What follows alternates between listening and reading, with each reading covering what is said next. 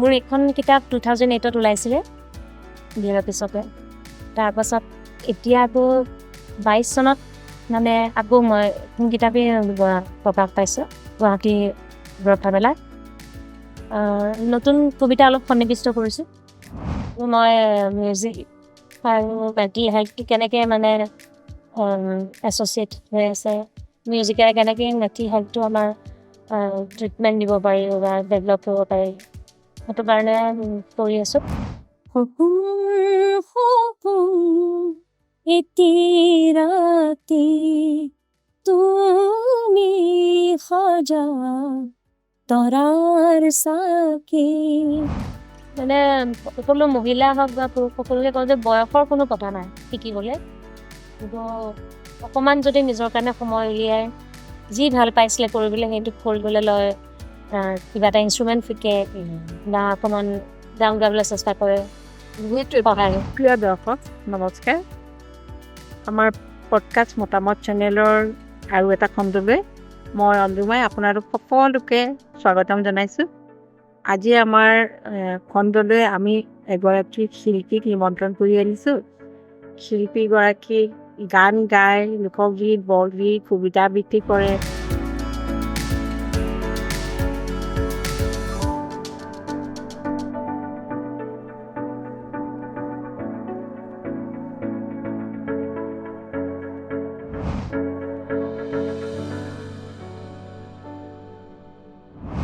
আজি আমাৰ পডকাষ্টত আমি নিমন্ত্ৰণ কৰি আনিছোঁ কথা বতৰা পাতিবৰ কাৰণে এগৰাকী শিল্পী। তেখেত হৈছে কবিতা গোস্বামী। আমি যোৰহাটত বহুতে তেখেতক ৰুবি গোস্বামী বুলিয়ে জানে, গতিকে আমি ৰুবি গোস্বামীৰ লগত এতিয়া বিভিন্ন বিষয়ত কথা পাতিম। স্বাগতম জনাইছোঁ আমাৰ অনুষ্ঠানলৈ। গতিকে মই ৰুবি গোস্বামী বুলিয়ে জানো আপোনাক। হয়, যোৰহাটত সকলোৱে মোক মৰমতে ৰুবি বুলিয়ে মাতে, ঘৰুৱা নাম যিহেতু ৰুবি হয়। গতিকে ৰুবি গোস্বামীয়েতো লোকগীত গায়, বৰগীত গায়, ধুনীয়া ধুনীয়া কবিতা আবৃত্তি কৰে ন। গতিকে লোকগীত বৰগীতো গাওঁ, বাকী আধুনিক গীত সেইবিলাকো গায়। আকৌ ৰেডিঅ'ত গ্ৰেড আছে আপোনাৰ ড্ৰামা আৰ্টিষ্ট হিচাপেও, কিন্তু এইটো বহুত দিন হ'ল চাগে ন? বহুত দিন হ'ল। গতিকে আজিকালিতো কৰা নাই চাগে। এতিয়া মই যিহেতু যোৰহাটত যেতিয়াৰ পৰা স্থায়ীভাৱে থাকিব অসুবিধা কৰিবলৈ আগতে তাত থাকোঁতে কৰিছিলে আৰু।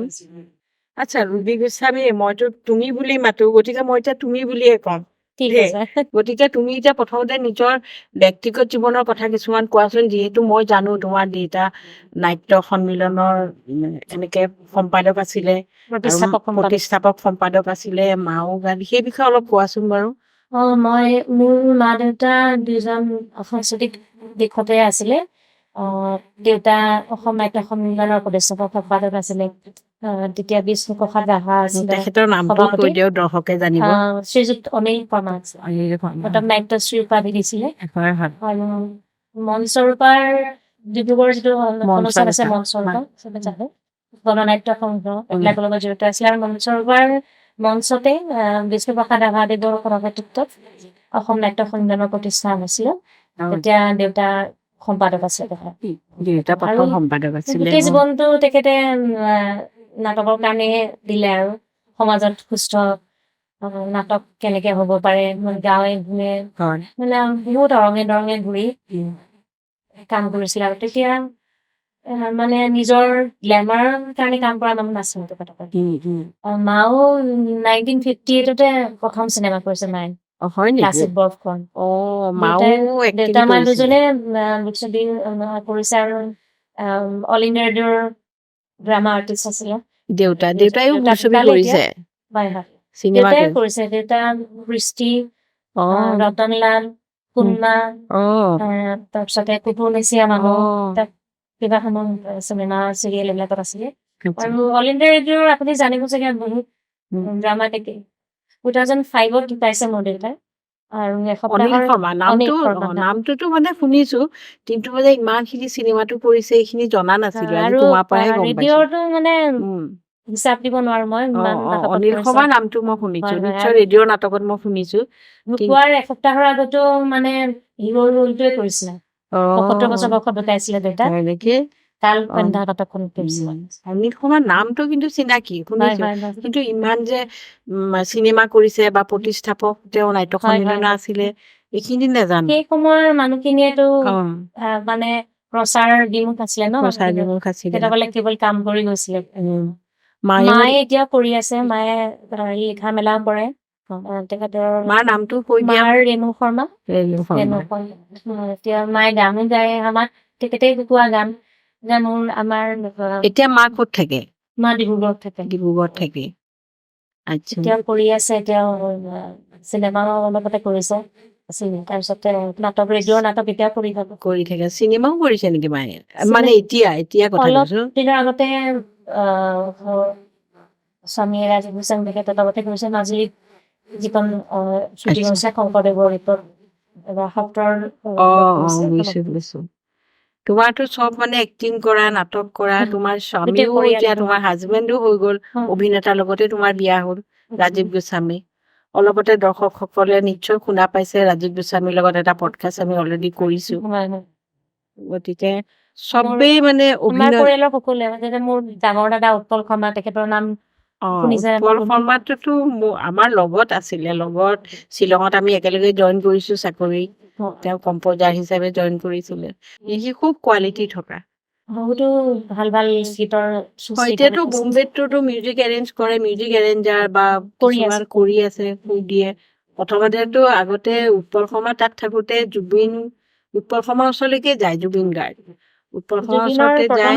তেতিয়া আমি জুবিন গাৰ্গ তেতিয়াতো জুবিন গাৰ্গখনে গান গোৱা নাই। যেতিয়া যায় তেতিয়া আমি মানে বেলেগ নাম হিচাপে, বেলেগ ভায়েক হিচাপে জানো আৰু উৎপল শৰ্মা ভায়েক বুলিয়ে জানো।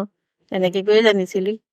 প্ৰায়ে গৈ থাকে আৰু তেতিয়া গোটেইখিনি গাইড কৰি আছিলে। আৰু প্ৰথম 5টা কেছেটটো তেতিয়াতো কেছেট আছিলে, কলাৰে মিউজিক আছিলে। তেতিয়া প্ৰথম মায়াটোৱে ওলাইছিলে নেকি? নহয় বেলেগ আচলতে এটা প্ৰথম কেছেট আছিলে সপোনৰ ফুল। সেইটোত ময়ো গাইছিলো। শাশ্বতী গতোৱাল, মই, জুনিন আৰু প্ৰডিউচাৰ আছিলে অনিল শৰ্মা, বৰুণ শৰ্মাই গাইছিলে। সেইটো আচলতে প্ৰথম কেছেট। তাৰপিছত অনামিকা ওলাইছে। তাৰ পাছতহে মায়া। অনামিকাটো মনত আছে। আৰু মায়াৰ গীতটো কলাৰ ফুল। তাৰপিছতে হেৰি কি কয়, তুমি মায়ে এতিয়াও এক্টিং কৰি আছে ন? লিখি আছে। এতিয়া লিখা মেলা বেছিকে কৰে আৰু মায়ে আবৃত্তি কৰে। মায়েতো ৭২ বছৰ বয়সত আবৃত্তি অমিত পৰীক্ষা দি পেলাই ডিগ্ৰীটো ল'লে। ৭২ বছৰ বয়সত তেখেতে কিমান মানে তেওঁ জোচ আছে মানে। এতিয়াও মানে বছৰেকত 2খনমান কিতাপ ওলাই আছে তেনেকুৱা। যোৱা বছৰ এখন অনুবাদ কৰিছে চাইনিজ কিতাপ এখনৰ পৰা অনুবাদ কৰিছে, চাইনিজ পৰা বুদ্ধদেৱৰ ওপৰত কিতাপ। মাকো কিন্তু মানি গৈছো দেই, মায়ে যে এতিয়া ইমান বয়সতো কিতাপ অনুবাদ কৰিছে, কবিতা আবৃত্তি কৰিছে, আকৌ এতিয়া পৰীক্ষা দিলে বিষাৰদৰ কবিতা এইখিনি আবৃত্তি, আৰু বহুতো অনুষ্ঠানৰ লগত এতিয়াও জড়িত ন? মাৰ সেই শক্তিটো তোমাৰ মাজত আছে নে নাই? চেষ্টা কৰিছো আৰু এতিয়া মই চাকৰিৰ কাৰণে বহুতখিনি কৰিব নোৱাৰো, কিন্তু আশা ৰাখিছো আৰু। আচ্ছা, তুমিতো স্কুলত চাকৰি কৰা ন?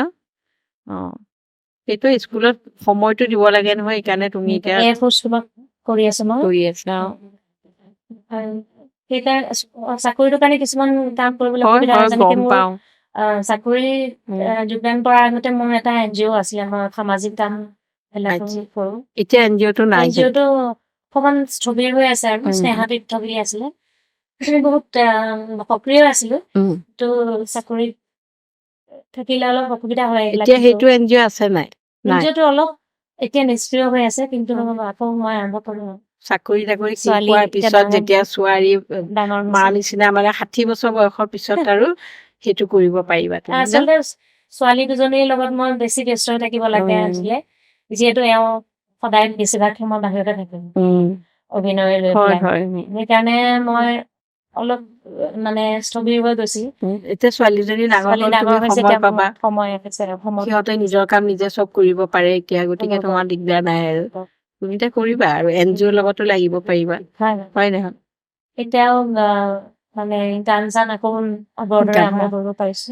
কিবা কিবি চাগে হেৰিবিলাকত গোৱা চাগে ন তোমালোকৰ মোৰ লোকেল যিবোৰ ফাংচন বা কিছুমান হয় লোকেলিটি বিলাকত হয় ন কিবা কিবি কৰো মানে প্ৰেক্টিচটো মই আচলতে থাকিব লাগে প্ৰেক্টিচটো থাকি গলে তেতিয়া কৰি থাকিবলৈ ভাল আৰু বয়সৰ লগত কথা নাই তেতিয়া আচ্ছা ৰুবি তোমাৰতো ইউটিউব চেনেলো আছে ইউটিউব চেনেলত তুমি গান তোমাৰ দেখিছো সেই বিষয়ে অলপ কৈ দিয়াচোন দৰ্শকেও জানক হয় হয় মই একচুৱেলি ইউটিউবত মোৰ আগৰ পৰা গান আছিলে যিবিলাক জুবিনৰ লগত মোৰ দুটা এলবাম ওলাইছে এটা সপোনৰ ফুল আৰু এটা আশা তাৰ গানবিলাক অলৰেডি ইউটিউবত আছিলে তেতিয়া এনকে প্ৰডাকশ্যন আছিলে এনকে প্ৰডাকশ্যনৰ আশাটো এনকে প্ৰডাকশ্যনে কৰিছো তেওঁলোকে এইবিলাক দি থৈছে ইমান বিশেষ মই নিজেও নাজানিছিলো আগতে ইউটিউবৰ বিষয়ে তাৰপিছত মই নিজেই মোৰ নিজৰ চেনেল খুলিলো এতিয়া মই নিজে প্ৰডিউচাৰ মই নিজে নিজৰ প্ৰডাকশ্যন কৰো আৰু গান নিজে প্ৰডিউচ কৰিব আৰম্ভ কৰিলো এতিয়া নিজৰ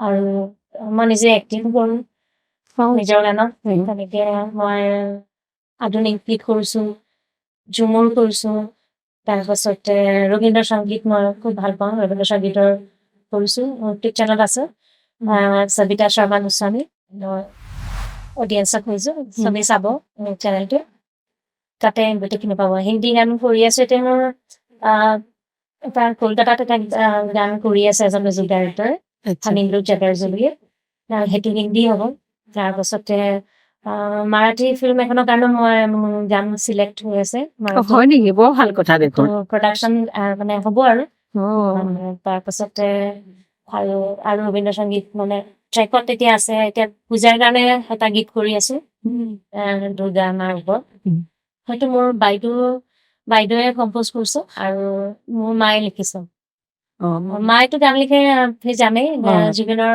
প্ৰীতিৰ সুবাসেতো লিখা গান মায়ে লিখিছে মা মানে একদম অল ৰাউণ্ডাৰ বহুত সুন্দৰ সুন্দৰ গান লিখিছে আৰু সেই মায়ে গীতটো লিখিছে বাইদেৱে সুৰ কৰিছে আৰু ইয়াতে যোৰহাটতে হৈ আছে এতিয়া গান গীতটো প্ৰডাকশ্যন ঋষভ বৰুৱাই কৰিছে আচ্ছা সেইটো কেতিয়া ৰিলিজ হ'ব গানটো পূজাৰ আগে ৰিলিজ হ'ব মায়ে লিখা গান তুমি গাবা ন ইমান বঢ়িয়া আৰু মই এটা ভজনো এটা মানে এতিয়া আহি আছে আৰু কৃষ্ণ ভজন এটা কৰি আছো সেইটো হিন্দী আৰু মোৰ নিজৰ লিখা সুৰেৰে দুটা গীত এটা মানৱ বুবুক জানে চবে তেখেতে কৰি আছে সেইটো মোৰ নিজৰ লিখা সুৰ আৰু এটা দীপু শৰ্মাৰ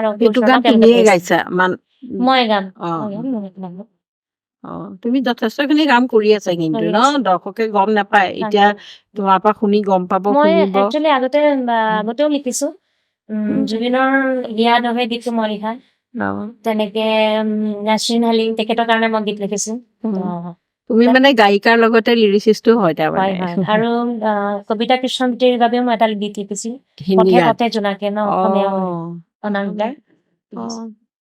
তুমি ইমানখিনি গীত লিখা কামটো তাৰমানে তুমি নন ষ্টপ আগৰ পৰা কৰি আছা ন বহুতকৈ কৰি আছা কৰি থাকিবা এনেকে গীত লিখা গানখিনি কবিতাও মানে বহুত সৰুৰে পৰা লিখিছিলো আচলতে সেইটো পৰিৱেশতে ডাঙৰ হৈছো মা দেউতা তুমিতো বহুত ধুনীয়া কবিতা আবৃত্তি কৰা কবিতা এটাও আমাক আবৃত্তি কৰি শুনাই দিবা তুমি কিন্তু গান এটা আমাক গুণগুণাই দিয়া এতিয়া অকমান দৰ্শকে শুনক ঠিক আছে মই অলপ কাম হৈ আছে বোলে গাবলৈ কাৰণে একো নাই অকমান গুণগুণালে হ'ব আমাৰতো ইনষ্ট্ৰুমেণ্ট নাই একো নাই গতিকে অলপ গুণগুণাই দিয়ে মই এটা গীত মই যে কৈছিলো মোৰ নিজৰ লিখা মনলি আছে নতুনকে এইটো অকমান গাই শুনা আছো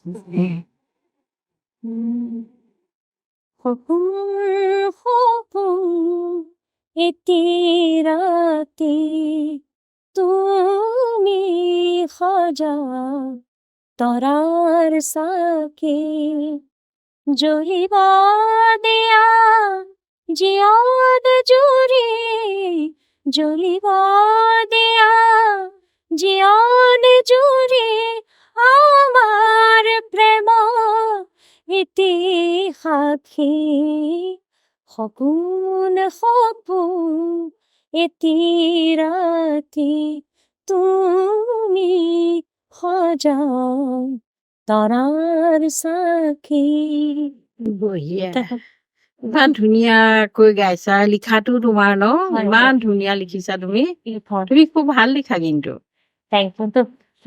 ইমান ধুনীয়াকৈ লিখিছা ভাল লাগিলে পাই শুনি পেলাই মাতটো ধুনীয়া তুমি চৰ্চা কৰি থাকিবা হয়, নে? চৰ্চা মই কৰি আছো অ খালি মানে এতিয়া অকণমান ৱেডাৰ চেঞ্জ হ'লে কাৰণ হৈ আছে অ, একো নাই এইটো গৰম পানী খাই থাকিবা আকৌ আপোনাৰ ইয়ালৈ পিছৰ বাৰ যেতিয়া আকৌ আহিম অ তেতিয়া মই ভালকে গাই অ সদায় আমাৰ গীটাৰ চিটাৰ আছে ঘৰত আমাৰো মিউজিকৰ হয় হয় জানো মই ঘৰ আপোনাৰ দাদাক পাইছো আগতে উম। তেখেতটো বিখ্যাত এজন মিউজিচিয়ান আছিল জানো গোটেইখিনি কথা আপুনিও সেইটো ফেমিলিৰে মই খালি গান গাব নাজানো মনত খুব ধুনীয়াকৈ ভাবি থাকিব পাৰো গানৰ সুৰটো ওলাওতে নোলায় একো সেইটোৱে শুনা ভালকে শুনিব জনাটো আকৌ ডাঙৰ কথা আমাৰতো অডিয়েঞ্চো লাগে তুমিতো কবিতা যে ইমান ধুনীয়াকৈ কবিতাবোৰ লিখা গীতি কবিতা লিখা আৰু গীতি কবিতাবিলাকতো মানে গান গাইছে জুবিনে গাইছে কলা নাচৰিন হালিমে গাইছে কলা আৰু কোনোবাই কবিতা কৃষ্ণমূৰ্তিয়ে গাইছে বুলি কৈছা ন আকৌ হিন্দী গান যে তুমি মাৰাঠী গানৰ কথাও কলা এখন কৰিব তো মাৰাঠী গানৰ উচ্চাৰণবিলাক মই শিকাই দিছে নেকি একচুৱেলি উচ্চাৰণ মানে মোক লিৰিক্সটো পঠাই দিছে তেওঁলোকে আৰু মোক ক'লে যে চিলেকশ্যনৰ কাৰণে মানে গাই পঠাবলৈ ক'লে মই যেতিয়া ইয়াৰ পৰা গাই পেলাই পঠালো তেতিয়া তেওঁলোকে মানে তেওঁলোকৰ মোৰ লগত এটা ছেশ্যন বহা কথা আছিলে প্ৰনাউন্সিয়েশ্যনৰ কাৰণে তো তেওঁলোকে মানে শুনি পেলাই প্ৰথমবাৰেই ক'লে যে মানে একচুৱেলি এনেকে মই মানে বহুত ধৰণৰ ভাষাত গীত গাবলৈ চেষ্টা কৰো সৰুৰে পৰা মোৰ যিদৰে মানে বেংগলী গীত গালে তেতিয়া সকলোৱে কয় যে মানে ইমান মানে কেনেকে শুদ্ধ হয় আমাৰ পৰিয়ালটোৰ পৰাই এই বস্তু শিকিছো মানে ৰবীন্দ্ৰ সংগীত গোৱা নহয় তুমি হয় হয় এক লাইন মান গাই দিয়া না ৰবীন্দ্ৰ সংগীত মোৰ বৰ ভাল লাগে ঠিক আছে মোৰ চেনেলটো আছে ৰবীন্দ্ৰ সংগীত আপুনি শুনিব তথাপি এক লাইন গোৱা পুরানো সেই দিনের কথা ভুলবে কি রে হয় সে চোখের দেখা প্রাণের কথা সে ভুলা যায় পুরানো সেই দিনের কথা ভুলবে কি রে হয় সে চোখের দেখা প্রাণের কথা সে ভুলা যায় কি ধুনীয়া ন এইবিলাক কথা মানে শুনিলে মানে এইটোৱে হৃদয় টাচ কৰি যায় ৰবীন্দ্ৰনাথ ঠাকুৰৰ মানে এনেকুৱা এটা মুহূৰ্ত নাই যিটো বিষয়ত একটা লিখিত যোৱা নাই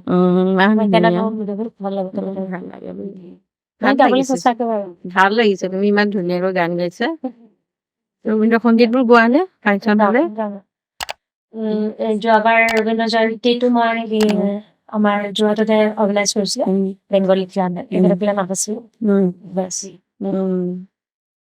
তোমাৰ মাৰ নিচিনা মাৰ যেনেকে চাৰিওফালে আছে ন তুমিও তেনেকে গুণখিনি পাইছা কিন্তু তুমি আবৃত্তিও ধুনীয়া কৰা মই এবাৰ শুনিছো মানে তোমাৰ আবৃত্তি বহুত ধুনীয়াকৈ কৰা আবৃত্তি অকণো আমাৰ দৰ্শকক শুনাই দিবা ঠিক আছে মই মোৰ নিজৰ কবিতা এটা কৰি দিছো ঠিক আছে আপুনি যেটো শুনিছিলে মই সেইটোৱে গাই দিয়া তোমাক ভাল পাওঁ বুলি ক'ব তোমাক ভাল পাওঁ বুলি ক'লে জাঙুৰ খাই আহে আটাইবোৰ জোনবেলি তৰা হয় ই কেনে বলিয়ালি তোমাৰ কবিতা মই মনে মনে থাকো মনতে ভাবো সিহঁতেতো নাজানে মই তোমাৰ চকুতে এৰি আহিছিলো বহু জনমৰ এটি আধৰুৱা সপোন মই তোমাক ভাল পাওঁ বুলি ক'লে উভতিবই নদী স্তব্ধ হৈ সময় নদীয়েতো নাজানে মোৰ ৰুদ্ধ জীৱনক তুমিয়ে দিছিলা অনিৰুদ্ধৱতী সময়েতো নাজানে মোৰ দুখ সময়ৰ কবিতাৰ তুমিয়ে অখণ্ড জ্যোতি মই তোমাক ভাল পাওঁ বুলি ক'লে জীৱনে প্ৰশ্ন পাব মাথো সপোনে জানো দিব পাৰে জীৱনৰ দান জীৱনেতো নাজানে মই তোমাৰ সপোনতে পাওঁ জীৱনৰ অভিজ্ঞান মই তোমাক ভাল পাওঁ বুলি ক'লে বুকুৱেদি উজাই অহা যন্ত্ৰণাৰ অৱধাৰিত হুমনিয়াহঁত তোমাৰ হাতত মোৰ অতীত নাই, মোৰ হাতত তোমাৰ ভৱিষ্যত। কি ধুনীয়া ন? তুমি যে এইবোৰ লিখা মনৰ ভাৱটো কেনেকে আহে? আহে মানে সেইটোৱে ন, ইমান ধুনীয়াকৈ লিখিছা। কিবা এটা তোমাৰ মনত মানে খুন্দা মাৰিলেহে ভাৱটো ওলাই। ওলাই চাগে ৰাজীৱ গোস্বামীৰ কথা মনত পেলাই পেলাই লিখা। নাজানো, এইবিলাক আগতে লিখা বাৰু। মোৰ এইখন কিতাপ 2008ত ওলাইছিলে দিয়াৰ পিছতে। তাৰপাছত এতিয়া আকৌ 22 চনত মানে আকৌ মই এইখন কিতাপেই প্ৰকাশ পাইছো গুৱাহাটী গ্ৰন্থমেলা। নতুন কবিতা অলপ সন্নিৱিষ্ট কৰিছো আৰু মোৰ কবিতা এতিয়া হিন্দীলৈ অনুবাদ হ'ল। কোনে কৰিছে? এজন মনোহৰ সিংদেৱ বুলি, তেখেতো ইন্দোৰত থাকে, স্ক্ৰিপ্ট ৰাইটাৰ হয়। তেখেতে হিন্দীলৈ অনুবাদ কৰিছে আৰু তেখেতে মাৰাঠীলৈ অনুবাদ কৰিবৰ কাৰণে ইনিচিয়েটিভ লৈ আছে। তেখেতৰ তাৰে প্ৰতিষ্ঠিত কবি তেখেতে কৰিব আৰু বেংগলীলৈ অনুবাদ হৈ আছে ডিব্ৰুগড়ৰে ডক্টৰ অলক চৰকাৰ বুলি, তেখেতে কৰি আছে। ভাল কাম কৰি আছা তুমি। মানে বহুত ভাল আৰু ন, হেৰি ট্ৰেন্সলেট হৈ গলে তোমাৰ বেলেগ ভাষা মানুহেও পঢ়িব পাৰিব আৰু সেইখিনি বস্তু। অলৰেডি মানে ফৰাচী ভাষালৈ অনুবাদ কৰিছে মোৰ কবিতা ডক্টৰ বিনোদ গগৈ ছাৰে। তেখেতে বিনোদ মই লগ পাইছো নে ডিব্ৰুগড় ইউনিভাৰ্চিটি নি বাৰু? তেখেত এজন আছিলে, নেৰিষ্টত আছিলে। আচ্ছা, চাইণ্টিষ্ট হয়তো পাব পাৰো নামটো, মানে নামটো চিনাকি লাগিছে। জানিব তেখেতে বহুত কাম কৰি আছে অনুবাদৰ। ভাল লাগিলে ভাই, তোমাৰ ইমান খিনি কাম যে তুমি আগবঢ়াই নিছা, কিমান ভাল কথা ন। আৰু মাজে মাজে গীতৰ ৰেকৰ্ডিং হৈ আছে, মানে বেলেগৰ লগতো গাইছো মই। তেনেকে আদিবি ঝুমুৰৰ মোৰ এখন চিনেমা ওলাইছিলে ব্ৰিয়া নাজাৰে দিলো। তাৰপাছতে ঝুমুৰৰে আৰু এটা এলবামত মই গাইছিলো, ধৰম তাঁতী, তেখেতৰ লগত আছে। তাৰপিছত বিহু চিহু বহুত কিবা কিবি ওলাইছে আৰু মাজে মাজে ওলাই আছে। জুবিনটো তোমাৰ সম্পৰ্কীয় দাদা হয় ন? মামাৰ ল'ৰা। জুবিনৰ লগতো তুমি আগতে প্ৰথমতে জুবিনৰ লগতে গান গাইছা। আশা গাইছো। ভাল লাগিছে শুনি পেলাই কথাবিলাক তোমাৰ লগত। এইবিলাক গীত পপুলাৰ আছিলে, সপোনৰ পক্ষী, তাৰপিছতে বন কুমৰালী ডুৱেট আছিলে জুবিনৰ লগত। তোমাৰ ছোৱালীহঁতে গান গায় নে? দুজনী ছোৱালী আছে তোমাৰ। হয়, গান গাই, অভিনয়ো, তাহাঁতৰ অভিনয়তো ইন্টাৰেষ্ট আছে, অভিনয় কৰিছে, মিউজিক ভিডিঅ' আছিলে কৰিছে। আচ্ছা, তোমাৰ মিউজিক ভিডিঅ'ত সিহঁতক ল'ব পাৰা দেখোন। মোৰ অলপতে ঝাৰখণ্ডৰ, এইটো কথা কবলৈ পাহৰি গৈছো, ঝাৰখণ্ডৰ এটা গীত মই গাইছিলো। আচ্ছা, সেই গীতটোত মই ডাঙৰ ছোৱালী অভিনয় কৰিছো।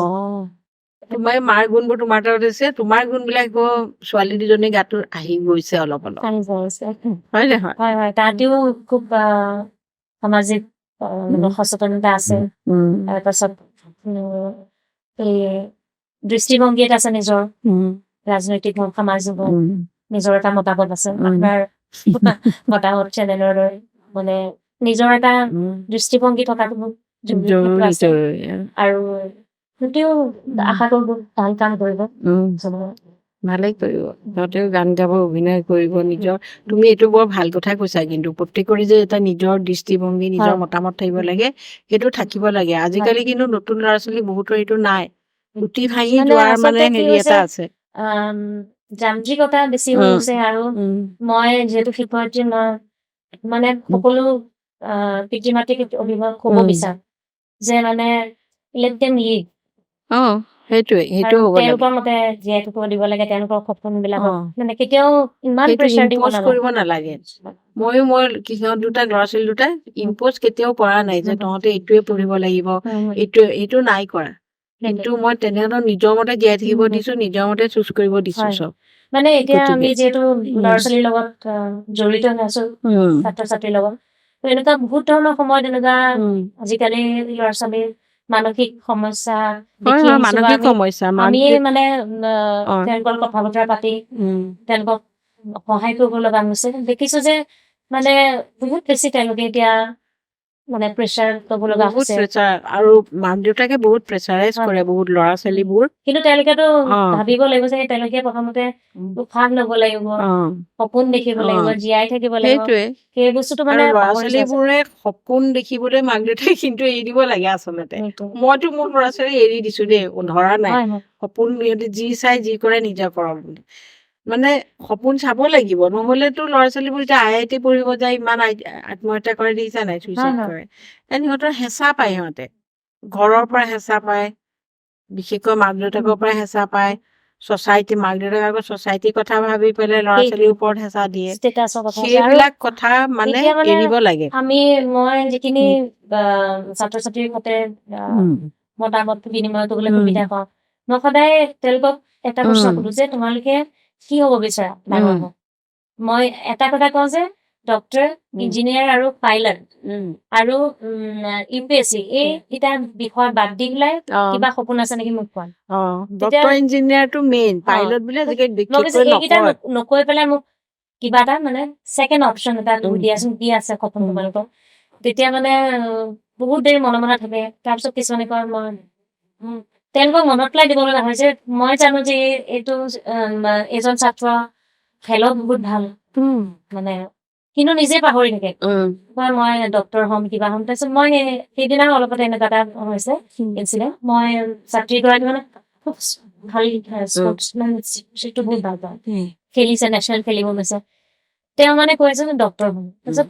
মই কৈছো মইতো ডক্টৰ সেইটো ক'ব পোৱা নাই মই কৈছো তাৰ পিছত তোমাৰ কি সপোন আছে ক'ব একো ক'বলৈ মনলৈ অহা নাই কাৰণ ইমানেই শুনিছে ঘৰত যে নিট দিব লাগিব ডক্টৰ হ'ব লাগিব তুমি তাই মনলৈ অহা নাই যে তাই ইমান ভাল খেলে তুমি মিউজিক থেৰাপিৰো যথেষ্ট ৱৰ্কশ্বপ কৰি আছা বুলি শুনিছো গতিকে তুমি এতিয়া সেইটোত জড়িত হৈ আছানে মানে এতিয়াৰ সময়ত আৰু জৰুৰী হৈ গৈছে মানুহ ইমান ষ্ট্ৰেছ টেনচনত থকা হৈছে ইমান কম্পিটিশ্যনৰ দিনত মই মিউজিক আৰু মেণ্টেল হেল্থটো কেনেকে মানে এছ'চিয়েট হৈ আছে মিউজিকেৰে কেনেকে মেণ্টেল হেল্থটো আমাৰ ট্ৰিটমেণ্ট দিব পাৰি বা ডেভেলপ কৰিব পাৰি সেইটো কাৰণে কৰি আছো ইণ্ডিভিজুৱেল আৰু কোনোবা বিচাৰিলে গ্ৰুপৰ লাগে সঁচাকে বহুত বেছি মিউজিকে হেল্প কৰে হয়তো মিউজিক এটা শুনিলে মানুহৰ মনটোত মানে বহুত শান্তি পোৱা যায় ভাল সুন্দৰ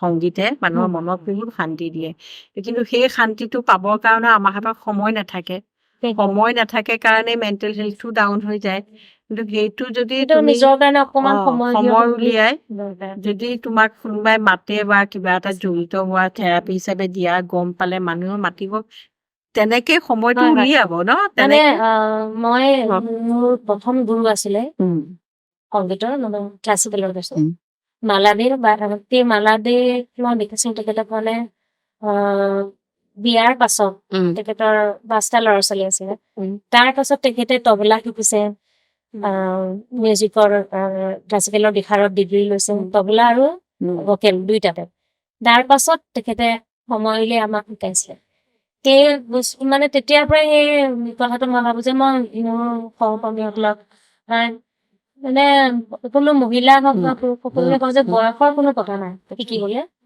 কিন্তু অকমান যদি নিজৰ কাৰণে সময় উলিয়াই যি ভাল পাইছিলে কৰিবলৈ সেইটো কৰিবলৈ লয় কিবা এটা ইনষ্ট্ৰুমেণ্ট শিকে বা অকমান গান গাবলৈ চেষ্টা কৰে সেইটোৱে তুমি ঠিকেই কৈছা মানুহৰ ডেকা কালত মানুহে বিভিন্ন কামত ব্যস্ত থাকি সময়খিনি পাৰ কৰে কিন্তু যেতিয়া বয়সটো হৈ আহে মানুহে বয়স হৈছে বুলি পেলাই দিব নালাগে মানুহে ভাবিব লাগিব ন সেইখিনি নিজে ভাল পোৱা কামখিনি কিন্তু তেতিয়া কৰিব লাগে বিশেষকে মহিলাসকলৰ কথা কৈছো মই নিজৰ যুৱক কৈছো যে মই বিয়াৰ আগলৈকে যিমান কাম কৰি আছিলো বিয়াৰ পাছত অবভিয়াছলি মোৰ ছোৱালী দুজনী হোৱাৰ পিছত মই অকমান ৰৈ যাব লগা হৈছিল সকলোৰে তেনেকুৱা হয় আৰু হৈ পেলাই কি হয় যে অলপ সময় অলপ দিন এনেকে স্থবিৰ হৈ যাব লগা হলে পিছত কি হয় যে হ'ব আৰু ইমানখিনি সময় পাৰ হৈ গ'ল এতিয়ানো মই কি কৰিম এনেকে ভাবে কিন্তু সেইটো নহয় হ'ব নালাগে মানে যেতিয়াই পাৰে নিজৰ কাৰণে অকমান সময় উলিয়াই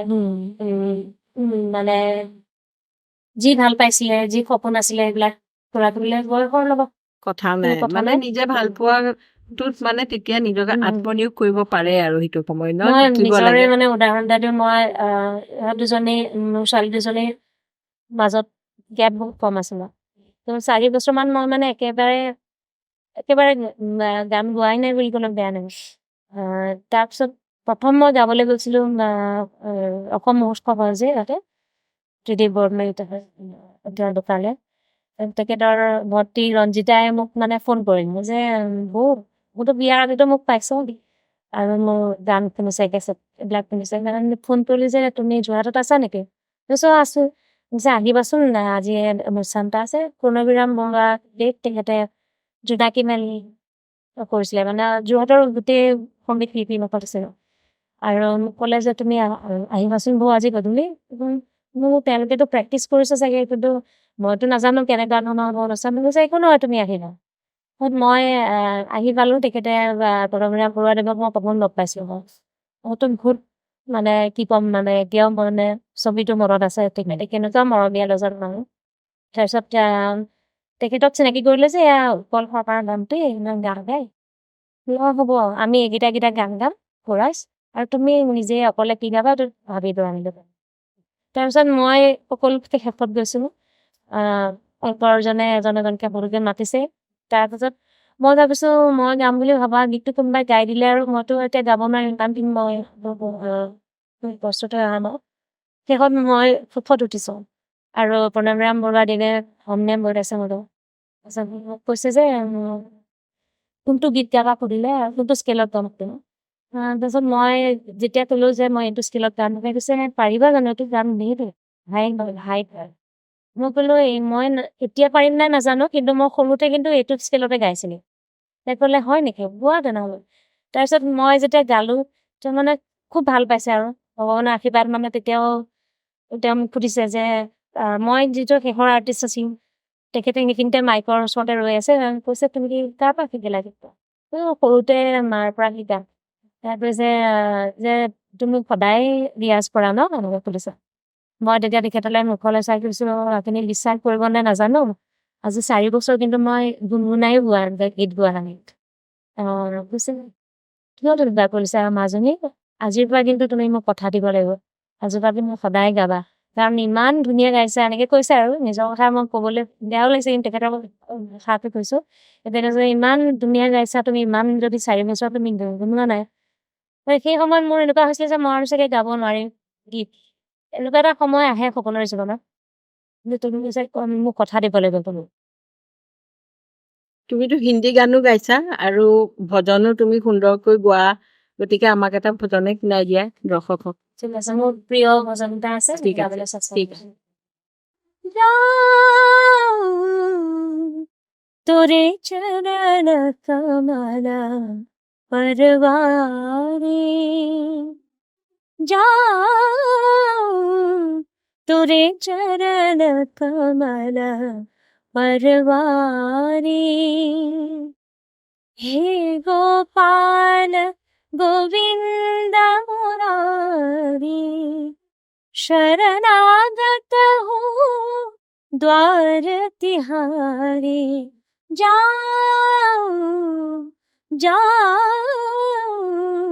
तुरे चरण कमल परवारी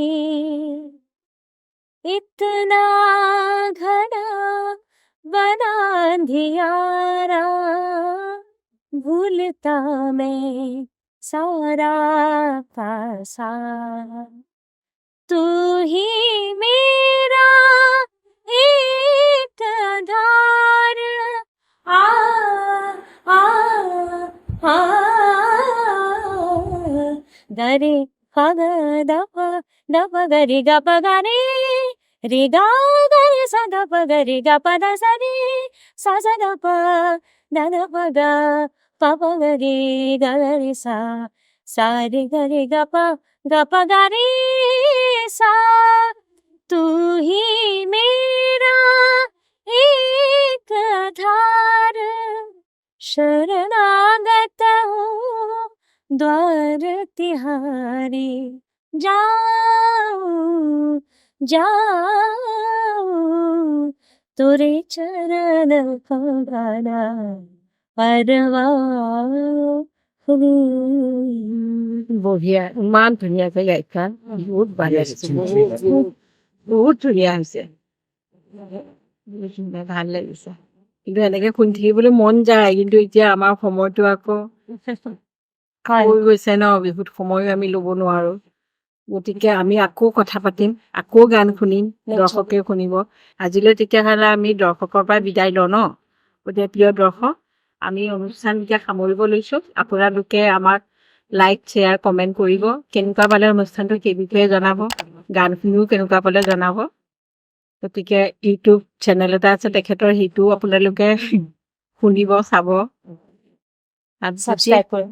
অঁ, মোৰ ইউটিউব চেনেলটো সবিতা শৰ্মা গোস্বামী বি আছে। মই সকলোকে অনুৰোধ জনাইছো মোৰ গীতসমূহ শুনিব, ছাবস্ক্ৰাইব কৰিব, লাইক কৰিব, শ্বেয়াৰ কৰিব। ধন্যবাদ। আৰু সকলো সুখে শান্তিৰে থাকক, সুস্বাস্থ্য লৈ পেলাই থাকক, তাকে কামনা কৰিলো। ধন্যবাদ। ঠিক আছে, থেংক ইউ দেই।